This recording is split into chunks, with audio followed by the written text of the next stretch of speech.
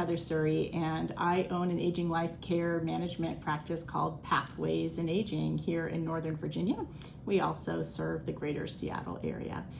We've been in practice 8 years now and have a group practice. We serve older adults and their families, whether that's family of origin or family of choice. We serve as professional advocates, as expert medical care coordinators. We help folks build teams and intervene in times of crisis. And probably most importantly, plan for the future.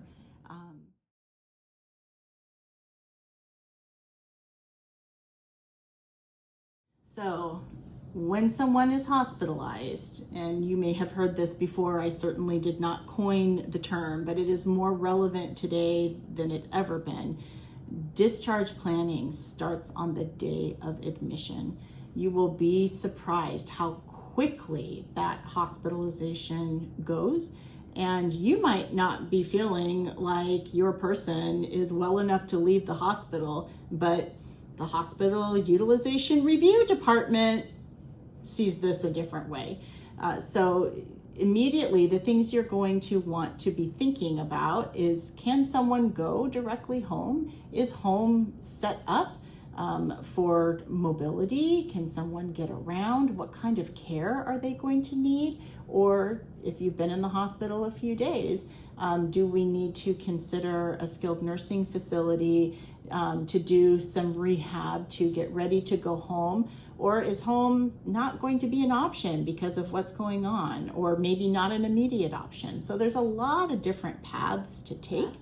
I'm a big believer in front-loading home care for a hospital discharge. You can always pull back, but if you go home and you don't have enough support in place and someone has a fall, or we get a spouse caregiver or a family caregiver ending up with their own medical crisis because of the overwhelm and the stress and the lack of rest.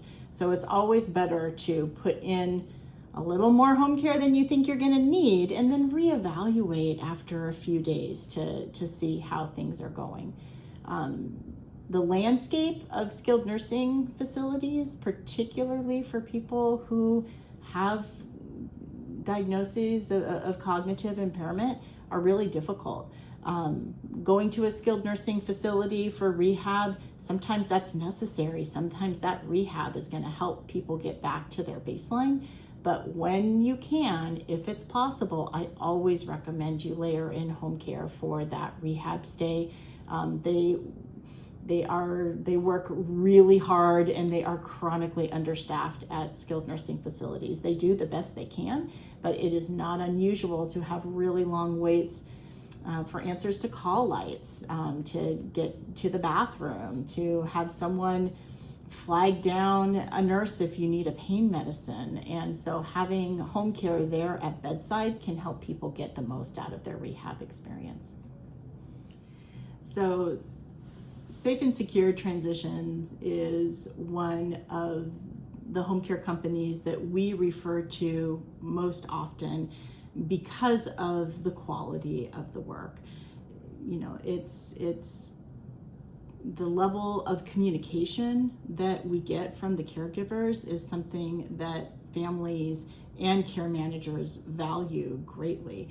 If we don't know what's happening, it's hard for us to make impactful recommendations. And so when you have a home care team that is the boots on the ground, the eyes and the ears that can keep that communication flowing back and forth, it actually saves families money from a care management standpoint, because we're not chasing the information or trying things that aren't going to work, because we've got this really detailed, high quality information and communication coming.